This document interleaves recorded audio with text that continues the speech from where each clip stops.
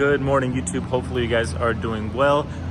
Hopefully you guys have good weather where you guys are staying. Here in Washington it's raining, so we found a little garage here at like a hospital where we can make a little video. Today's video is going to be very simple, but it is pretty vital for some of you guys because today we're going to be talking about tire and wheel setup on the G20 M340i. Before we start, I do want to say this is an xDrive, so it is the all-wheel drive version of the M340i.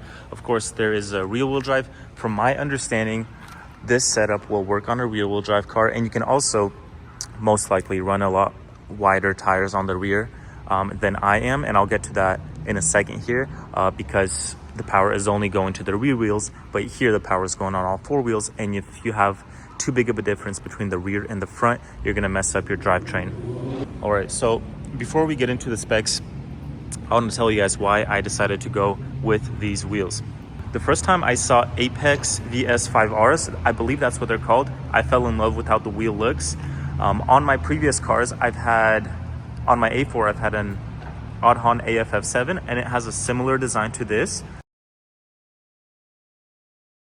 So I'm a big fan of this design right here, where you have, a decent amount of space in between the spokes where you can see the rotors, you can see the brake caliper. So that's a big thing for me. Many of you guys know the Apex VS5Rs cost a lot of money. I believe it is about $3,500 for just the rims, not including the tires. And that was a little bit out of the budget for this car. Not that, we didn't have money, but it's just that I don't feel comfortable spending that much money on wheels alone. These ESR wheels were the closest thing I could get to the Apex wheels, and much more affordable. So let's begin. These are ESR RF2s in Hyper Silver. Let's check them out a little bit closer here. This is the Hyper Silver. Like I mentioned, there is, I believe, 3 color options. There's a Hyper Silver, there is a darker gray option, which I was considering before getting the silvers, and then there's the black, of course. I'm not a big fan of black wheels, but to each their own. I like Hyper Silver. I like silver. It's my style. That's what I like.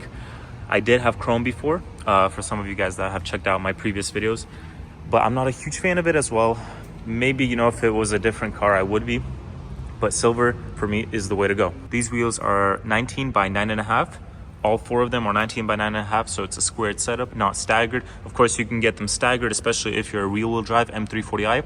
You can get wider wheels in the back, more narrow ones in the front, if that's what your heart desires. Of course, you can't rotate them. I got the same exact wheels here, all around, just for the convenience of it. So when it comes to rims, right, we're gonna call it rims just to be a little bit easier on the vocabulary. Rims and tires, right? When it comes to the rims, this is the perfect spec for the M340i, especially the xDrive, 19 by 9.5. Why? Because it is flush with the fender. So don't pay attention to the tire, right? We're looking just at the rim. Well, of course you can't see because the tire's in the way, but the rim itself is really flush with the fender. And this is, of course, no spacers on the front, no spacers on the rear. So we have beautiful fitment without any additional spacers. Okay, we are back. Sorry about that. I had an emergency. So today is the next day, and we can continue on with talking about the wheel specs. So when it comes to the tire size, on the rear, I went ahead and put 255/35 19s. I believe you can see it right over here. 255/35 19s. You can go ahead and put 275s in the rear, but it is going to be a little bit wider, of course, right? Now, keep in mind, like I was talking about the rolling diameter difference. If you put 275s in the back, you need 265s in the front or 275s in the front. 275s on the front will not fit. I think they will rub.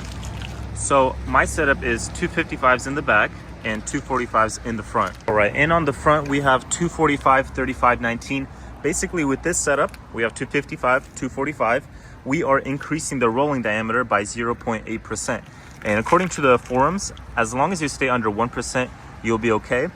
So for example, if I did 245 here and 265 there, it'll be almost 2%. Too much pressure on the transfer case differential. You don't want to mess anything up. So this is kind of the ideal setup. Ideally, I would actually do 255/35 in the back and 255/35 in the front. Just a squared setup so I can rotate it. But I had a little bit of trouble with tires, so this is the setup I'm currently running. When it comes to fitment, It is perfect, right? Very, very perfect. I absolutely like it. If you want a little bit more of a stretch tire, you can run like 235s, and maybe not Michelin's, because Michelin's have this little pointy edge. You can run something like, I think, I don't quite know. You might have to do your own research on that. I think I was running Continental's one and it had a nice stretch. This one overlaps the rim a little bit, so it does protect it from like curbs a tad bit. Nothing crazy. I like the fitment. Height-wise, this is H&R Springs, like I mentioned. Height-wise is really good. We are sitting, you know, we can probably put one finger in here, not two. I don't rub anywhere. I'm sure if I load up my car with, you know, a lot of people in it, it will probably rub. So just make sure you have some light friends. Avoid the big boys.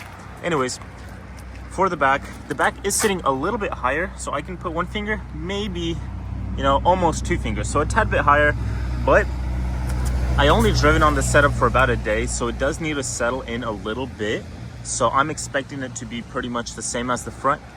But from my understanding, the H&R Springs, they do have a tendency to have a higher rear end than the front. So don't expect perfect height, you know, coordination with the front and rear. You might have to get coilovers for that, which is the goal for this car, of course, to eventually get coils. So I just noticed, right, the Instagram tag. If you guys please follow, like, subscribe on YouTube, Instagram, TikTok. It means a whole bunch to me. It doesn't mean a lot to you guys. It's just a click of a button. But for me, it brings me a little bit of support, you know, gets me, you know, an understanding that, hey, you know, I'm not doing this for nothing. You guys are finding this helpful. All right, so that's pretty much it for the video. Hope you guys enjoyed it. So the car is coming out very nicely. We did end up putting that carbon lip not too long ago. I want to say, you know, a couple months ago, and it's holding up. You know, I ran over a raccoon. I ran over something else over here. You can kind of see a little bit of something over here, and you know, it's holding up. I did end up kind of cracking this lower part, so I just super glue that back. But it is looking nice. Setup is turning out nice. It's giving this like white black contrast vibe, which I like. The wheels were a good finisher. It's just, it's beautiful. That Hyper Silver with the white.